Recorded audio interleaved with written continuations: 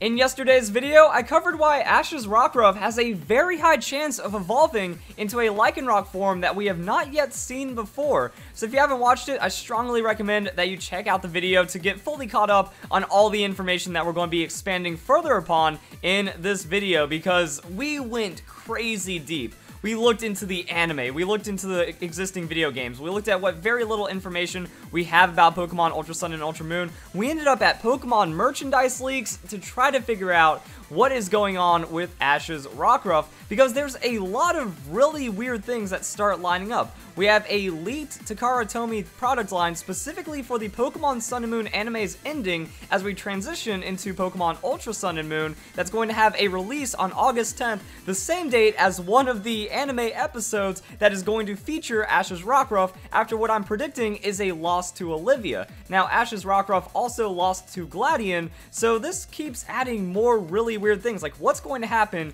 to Ash's Rockruff? How is Ash going to get a Lycanroc of either of the forms that have been defeated by major characters? Ash is a neutral character, so I don't really see that it's going to get a Lycanroc form for Midnight, similar to Gladion, but then also with Midday Lycanroc, what's going to happen since it's going to be a mirror match with Olivia? And that would kind of be awkward to portray that, so it seems like for Ash to get the best representation and then also tie it into the new upcoming Pokemon games, there could be a new evolution or a new form for Rockruff that will be explained. And now we can actually take it back even further. So almost a year ago on the Pokemon Global Link, there was a leak for a Lycanroc placeholder form.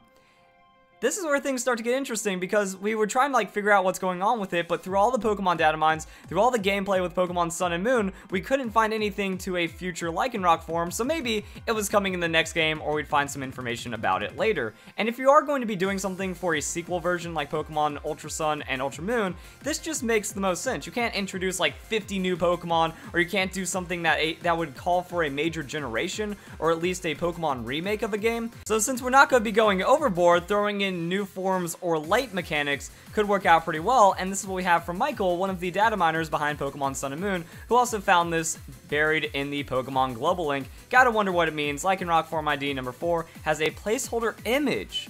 It even had a placeholder image on the Global Link, not like a little bit of a reference, so there was something serious going on right here. And now that we have this new theory for Ash's Rockruff, maybe that's it. Is this going to be the potential new evolution for Ash's Rockruff? Because as it stands right now, it's literally night and day. That, okay, we have midday, midnight form, we have sun, we have moon, we have light and dark, and all kinds of representations right there. And you can even see it in the designs as well as the natures of the Pokemon being discovered. So how do we fit a new form in there? You know, it's a 50-50 kind of, because there's also Twilight. So people were saying, what about Dusk form or Dawn form? But if anything, that would be like a modification maybe to the existing Lycanroc forms. And also, since we've already kind of drawn a line, that means we need 4 Lycanroc forms to kind of make it all make sense. But then we have very small fractions with Dawn and Dusk compared to day and night. But I guess if we just kind of classify all of Twilight, it does give more room for the potential new Lycanroc form, and Twilight form could also be pretty cool, be balanced between both of them, maybe also work competitively with the stats as well as design. I think there is something there, but but that seems like, okay, why hasn't a Rockruff evolved at Twilight? Why doesn't this already exist already? Because if you are introducing a new form, it's something new to the Pokedex. You're rewriting the canon of the game, of the generation that has already been established. Can't just go, oh, by the way, there's a new Lycanroc form that we kind of already knew about, but we didn't really classify, so you guys get to enjoy it now. But what about a rare event?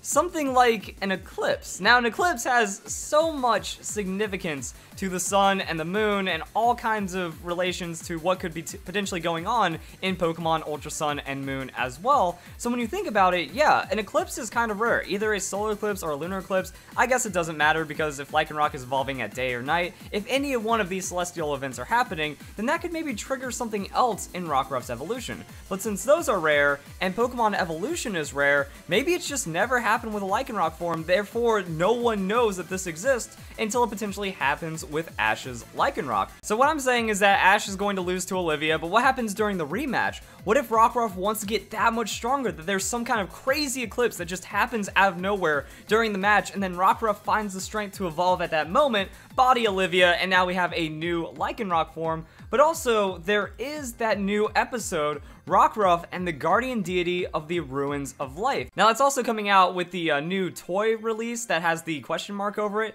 So this could also be maybe, you know, just Tapu Lele comes in, blesses Rockruff, there's an evolution, or maybe it happens during an eclipse, you know, like there's an interaction with Tapu Lele, turns out there's actually a lunar eclipse going on, the moon lights up, Rockruff gets inspired, boom, evolution, to kind of reset itself, you know, it realizes it lost, but it understands that it can get stronger in that moment by evolving, and then that's how a new Lycanroc form is born. So I actually think that that is the best way of Game Freak getting away with this one. It's like, oh yeah, by the way, there was no way of knowing that this could possibly exist, and then that could also maybe tie in with some of the powers of the Alola region as well. And if this is actually when there's an interaction going on with a Guardian Deity, this could mean more for other Pokemon throughout the Alola region. What if there is some kind of power within the Alola region that can allow this to happen? There's legendaries, there's Ultra Beasts, there's all kinds of really crazy stuff that's going on right now. So maybe those interactions can kind of escalate to other Pokemon, and then have this Ash's Rockruff thing make us give a little bit of information, have us look forward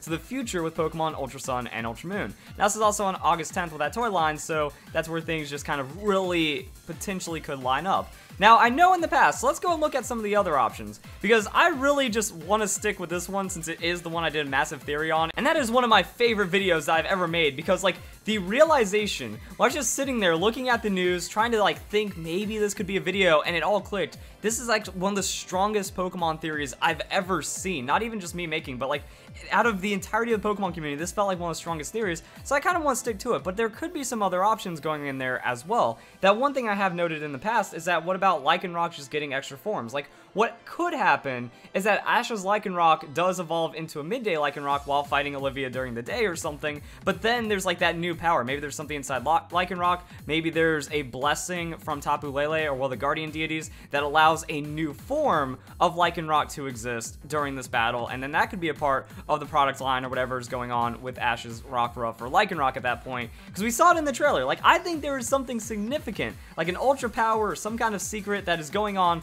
with that midday Lycanroc jumping into the sun, eclipsing the sun as well, and then maybe gaining power off of that in some way. Could have a relation to Solgaleo and Lunala, especially when we start getting into their forms and looking at what Necrozma is capable of. Maybe Necrozma is actually more representative of an eclipse and something that, instead of something that just absorbs light. So maybe Necrozma's forms are eclipsing Solgaleo and Lunala is one of the other thoughts that's going on. So that's maybe a thought that people have been having about, like, the new Lycanroc forms or the power that's in the Alola region. Like, I wouldn't rule out anything dealing with eclipse at this time, because one of the most speculative names for the new Pokemon game instead of Pokemon Ultra Sun and Ultra Moon was going to be Pokemon Eclipse, because it makes a lot of sense. Like, we have Sun and Moon, it's either stars or eclipse was pretty much what everyone was going for. If Necrozma is actually representative of an eclipse in some way, that's gonna be pretty big. Like, people are like, oh my goodness, if you line up the Sun logo and the Moon logo, it's like they're eclipsing each other, and that could be pretty crazy. So, you know, there might be that symbolism that's just kind of hiding there, and just because Game Freak went with different names doesn't mean that the whole idea is dead. That we actually saw, you know, Pokemon Z version. Pokemon Z version got skipped over, but we still had a lot going on with Zygarde, and Zygarde had a major Z representation as well. We had Pokemon X, Y, and Z for the anime, but also if you look at Core Enforcer, it carves a Z into the ground, and that's like, there's your Z version, guys. That's your Pokemon Z version, so just because Z was dead doesn't mean that you can't get something that represents the fans' expectations inside of the game as well. There's also people that have been talking about, like, oh man, what if it's just like an Ash Lycanroc form? That'd be silly. I think Ash's Greninja was a one-time thing, so I'm not really going to go into that anymore. And then I guess the last part is going deeper into the Tapus, because there's so many different bits and pieces that kind of make sense, but kind of clash with each other at the same time. What about the actual Tapu Pokemon? What about the legendaries? Because it is called Ultra Sun and Ultra Moon. We're already dealing with Ultra Beast. We're already dealing with the Ultra Dimension. We're already dealing with Ultra Wormholes and all of the really weird implications that's going on with that. So what if there is more power to these Guardian Deities than we understand at this point? The Guardian Deities are actually very powerful. You know, they're parts of the rites of passage. They're part of unlocking the power within a Z ring, And I think that that could maybe have something to do with Tapu Lele, but maybe this is in a new form of Ultra Power, or some kind of Z Power as well, that, okay, there's an interaction with Rockruff and Tapu Lele. Some people say maybe Rockruff just gets its own exclusive Z Crystal that could make it a little stronger. I'm not sure about that, but what if, like, there's a blessing, or what if Tapu Lele sees the fight, sees the fire inside of Rockruff, and maybe to complement whatever side Rockruff chooses with an evolution, that's where we get like a mysterious new Z Crystal or mysterious new power, and that's what we see in the trailer. We see something that looks like a new Z Crystal inside of the trailer, so maybe that's a Z form. Maybe any Pokemon could be augmented with a Z form. That's what we see with Solgaleo and Lunala. That just means that you gain these like bits and pieces of Necrozma's Prism armor. It's like some kind of Prism or Ultra Power. And that's what I mean, that's where it starts getting messy, because like, is it a Z form? Is it Z power? Is it part of evolution? Is Rockruff even going to evolve at this point? Does that tie in with the video game? Does that tie in with what we've seen at the trailer? So there are a lot of really weird directions that this can still take, and I've been kind of covering all of them, you know? I've talked about the midday Lycanroc in the trailer. I've talked about the potential of what this new Z Crystal could mean, if there's a Z power or Z evolution exclusively for 7th generation Pokemon. But now I really like this Rockruff thing too, because the leaks, the toy leaks line up with this. It would make so much sense for the anime to transition, and it just sounds like such an amazing discovery when you look really deep into the theory. So I'm kind of torn right now. It seems like there's a lot going on, so comment down below. Which theory do you think has the most relevance right now? Which power do you think it's going to be? And what do you think could happen as we go into Pokemon Ultra Sun and Ultra Moon, and when we actually end up with some real news as well? So if you guys enjoy the video, hope you all have a nice day. Thank you very much for watching.